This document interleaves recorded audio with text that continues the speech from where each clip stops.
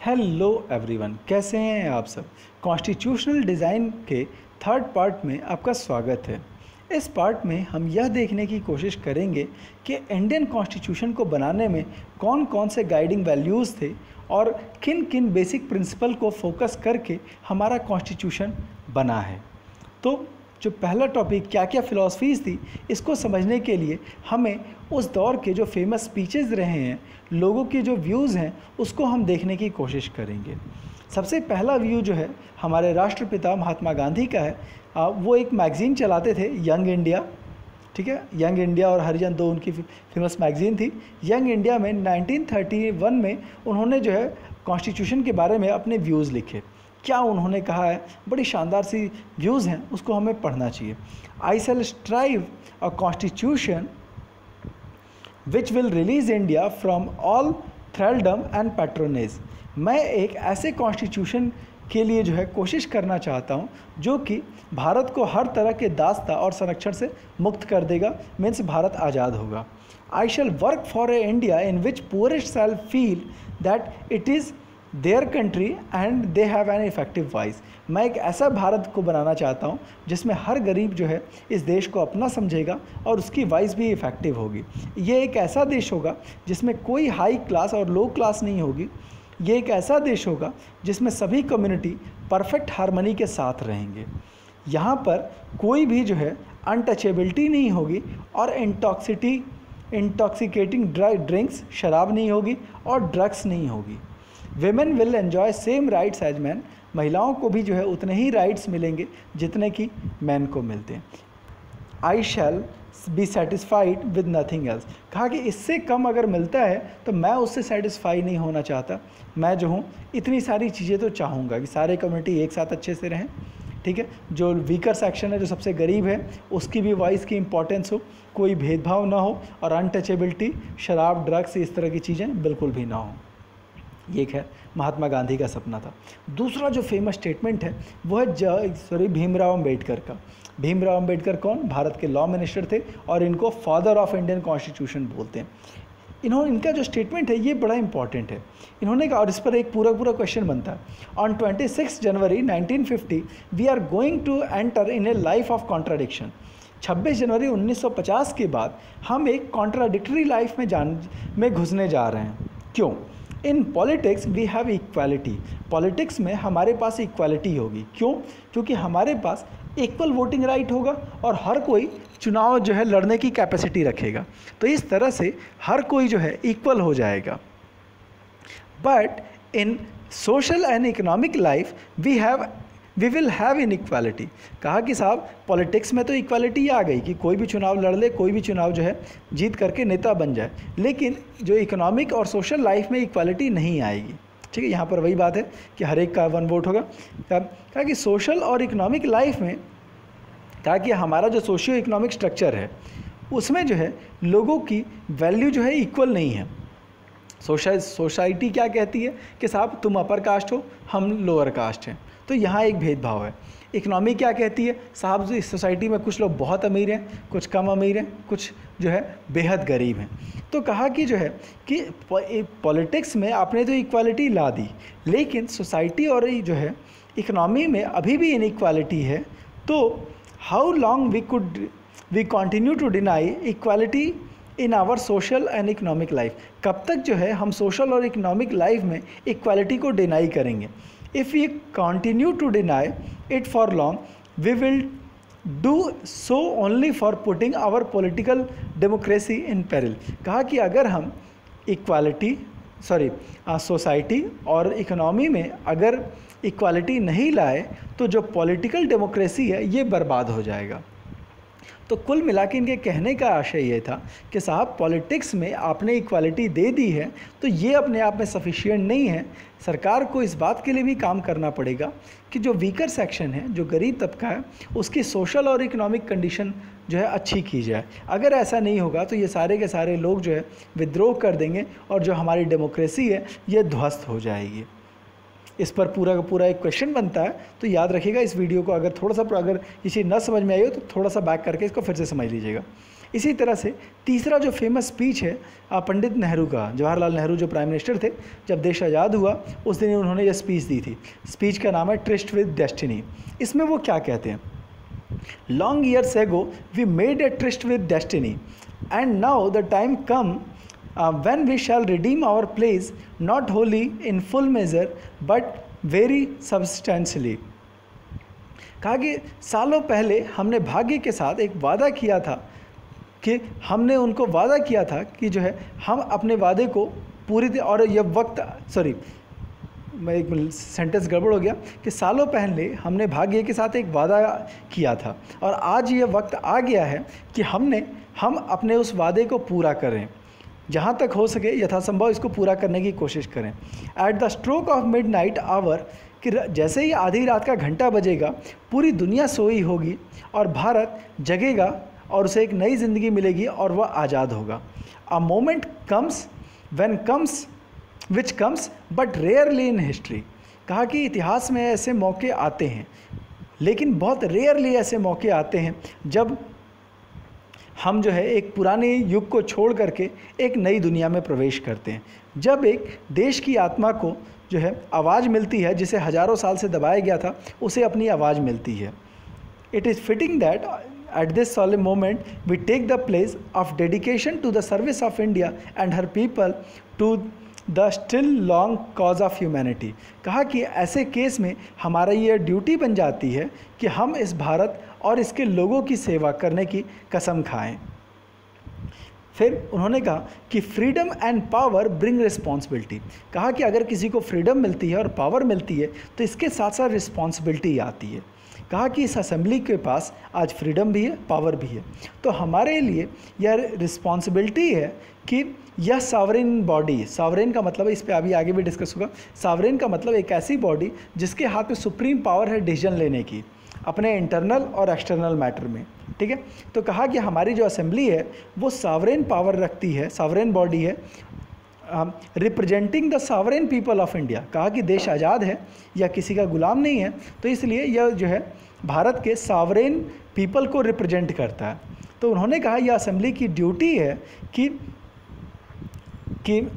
Before the birth of freedom we have endured. कहा कि देश के आज़ाद होने से पहले हमने बहुत सारे दर्द झेले हैं, लगातार लड़ाइयाँ चली है, एक्सप्लॉयटेशन हुआ है, और उनमें से हमारे and our heart are heavy with the memory of this sorrow, ठीक है, और हमारा जो हृदय है वो अभी भी इस दर्द से भरा पड़ा हुआ। Some of those pains continue ever now. चूँकि देश में दंगे अभी भड़के पड़े थे, देश आज़ाद तो हुआ है लेकिन चूँकि पाकिस्तान से बहुत सारे लोग आ रहे थे तो उसी को लेकर के उन्होंने कहा कि बहुत हमारे अभी भी जो है कुछ ऐसे घाव हैं जो अभी भी जो है दर्द कर रहे हैं, हमारे देश में अभी भी प्रॉब्लम्स हैं, लेकिन जो पास्ट है वो ख़त्म हो गया है और फ्यूचर जो है वो आगे झांक रहा है और हमें फ्यूचर के लिए काम करना है। उन्होंने कहा कि यह फ्यूचर जो है रेस्ट करने के लिए नहीं है। कहा कि ऐसा नहीं है कि देश आज़ाद हो गया तो हमें रेस्ट करना है। कहा नहीं, हमारा प्लेस जो है अब तब तक नहीं ख़त्म होगा जब तक कि हम इस देश की सर्विस के लिए काम नहीं करते। उन्होंने कहा the service of India means the service of million who suffer. कहा कि भारत की सेवा करने का मतलब है कि हम उन लाखों लोगों की सेवा करें जो इस देश में मुश्किल में हैं।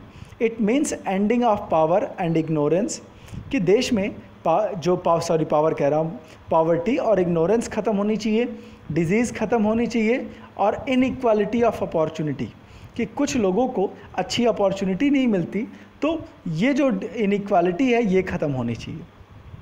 The ambition of greatest man means Mahatma Gandhi of our generation has to been to wipe every tear from every eye. कहा कि हमारे सदी के सबसे महानतम इंसान महात्मा गांधी की ख्वाहिश थी कि हर आँख से आंसू पोंछे जाएं, और जब तक जो है यह लोगों की आँख में आंसू होंगे, दर्द होगा, तब तक जो है हमारा सपना पूरा नहीं होगा। तो कुल मिलाकर के आप गांधी की स्पीच पढ़ो, अंबेडकर की स्पीच पढ़ो, नेहरू की स्पीच पढ़ो, वो हमेशा जो है इस बात पे फोकस करते हैं कि जब तक जो है गरीब आदमी की लाइफ को हम बेहतर नहीं बनाएंगे, हमारा एक कॉन्स्टिट्यूशन बनाने का मकसद पूरा नहीं होगा।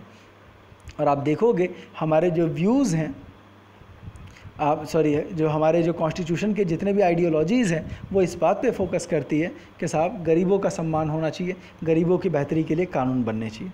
द फिलॉसफी ऑफ कॉन्स्टिट्यूशन, ठीक है, अलग अलग कॉन्स्टिट्यूशन जो है किन किन फिलॉसफी पे काम करता है। तो सबसे पहले जो है अमेरिकन कॉन्स्टिट्यूशन पे आते हैं। We the people of United States, हम अमेरिका के लोग, ठीक है, in order to form a perfect union, more perfect union.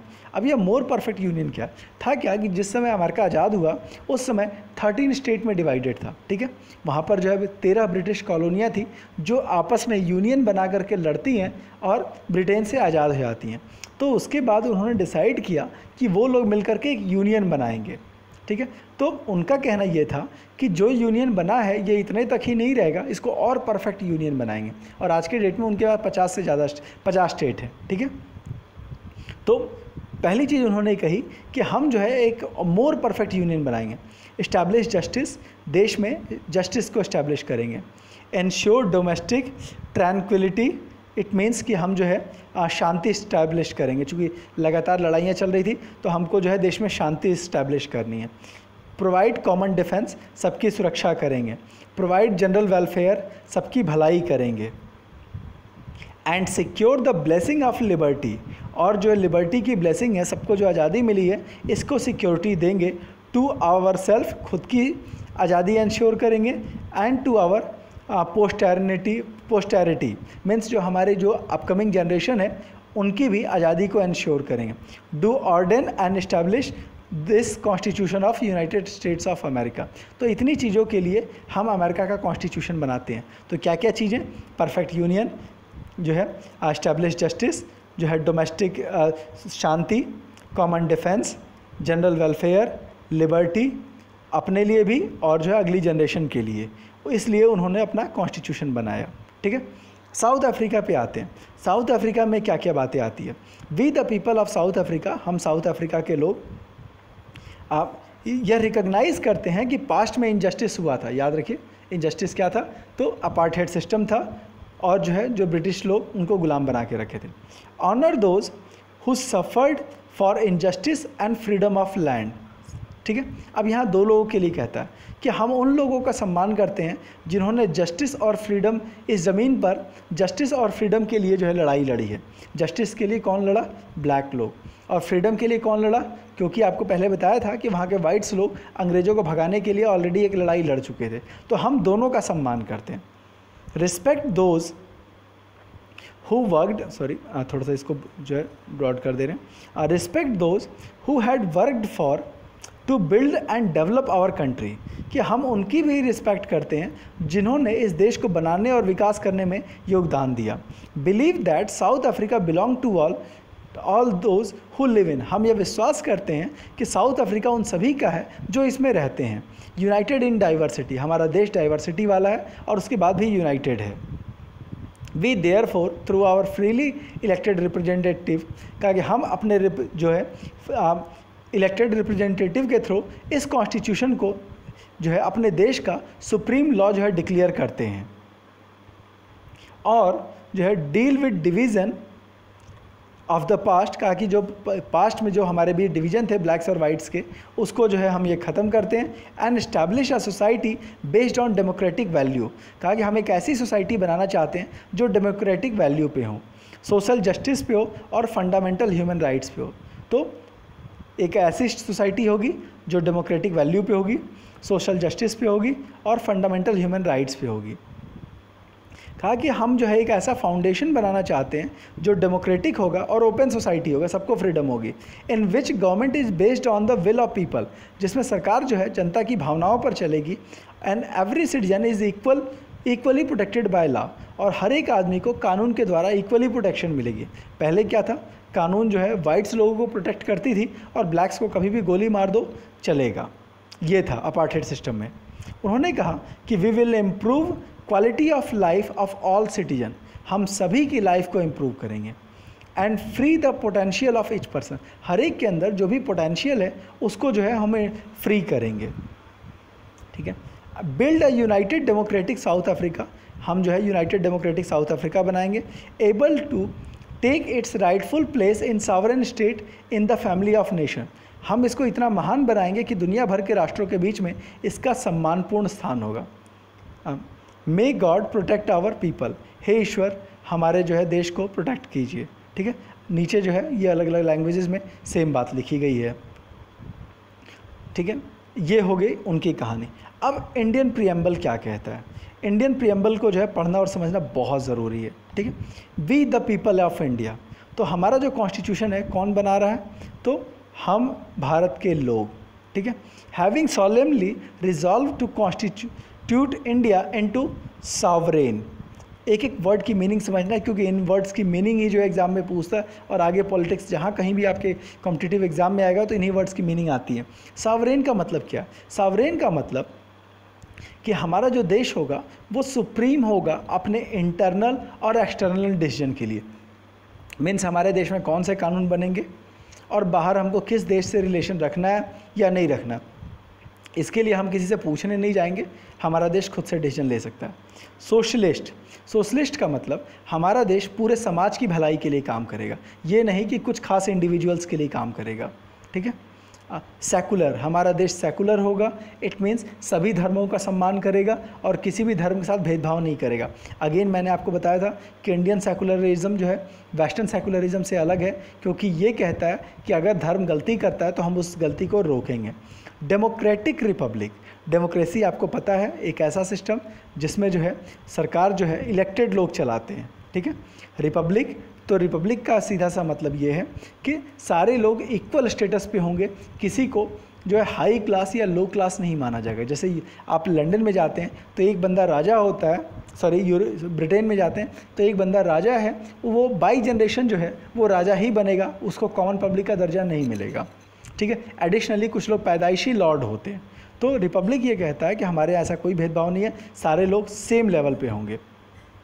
ठीक है, and to secure all its citizen, हम जो है अपने सारे लोगों को देंगे क्या? जस्टिस। किस तरह की? Social justice. अब ये सोशल जस्टिस क्या है? सोशल जस्टिस का मतलब ये है कि सोसाइटी में सभी के साथ उचित व्यवहार होगा। इट मीन्स ऐसा नहीं होगा कि किसी के साथ जानबूझ के भेदभाव हो। जैसे आपने जो है क्लास 6 में जो है आपने जस्टिस किसकी कहानी थी? ओम प्रकाश वाल्मीकि की कहानी पढ़ी थी।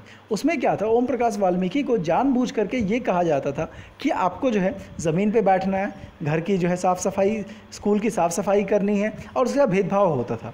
तो कहा कि इंडिपेंडेंट इंडिया में इस तरह का बिहेवियर नॉट परमिटेड है, वो बिहेवियर होगा जो सोशली जस्टिफाइड है, सभी के साथ इक्वल होना चाहिए।